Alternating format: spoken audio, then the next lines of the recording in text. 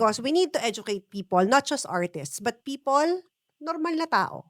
'Di ba? Mga kababayan natin na, nangyayari talaga 'to sa industriya. Marami talagang kababalaghan. Akala mo glamour-glamour. Mhm. Eh, bayad pa rin 'di ba, bayad pala yun ng mga 'Di artist. ba? Tas 4% lang pala sa Oh, I kanila. know. Ang gaganda ng mga damit. Akala Yeah, natin yeah. gano'n, eh. Parang one Interesting. sells her soul and the other one doesn't. Punoy Tama. puso talaga 'to, but you made it more palatable for the international Yes. market, I Tama. guess you could say. Alam mo Pinoy talaga nag-i-English, eh. So parang hindi pilit at all. Di ba ang Pilipinas nga, mga Pinoy ang pinakamagagaling na Asians maraming themes sa pelikulang ito, hindi lang tungkol sa dark side of the music industry na makaka-relate talaga mga Pinoy. Di ba medyo conservative tayo dito, and sometimes our parents, they don't want us to push for the arts kasi walang Yes, kita or may yes. stigma na ganon. But sometimes there's still a stigma of like, wag kang masyadong magpakita na like who you really are. Like don't, you have to water yourself down so that you can fit comfortably in the room.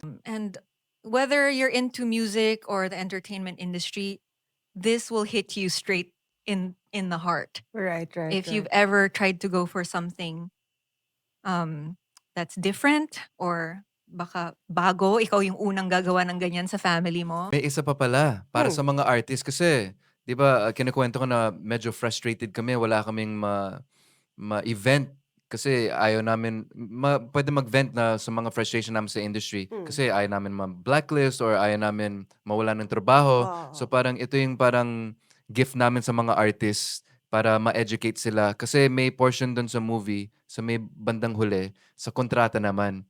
Kung mga artist, kung labas kayo ng pencil and paper, mag-notes kayo para alam niyo kung anong sasabihin niyo sa mga kontrata, kung paano kayo mag-negotiate. I think what JR is trying to say is if you're an artist, you're struggling or have some sort of challenge, this will make you feel seen. This movie will make you feel seen.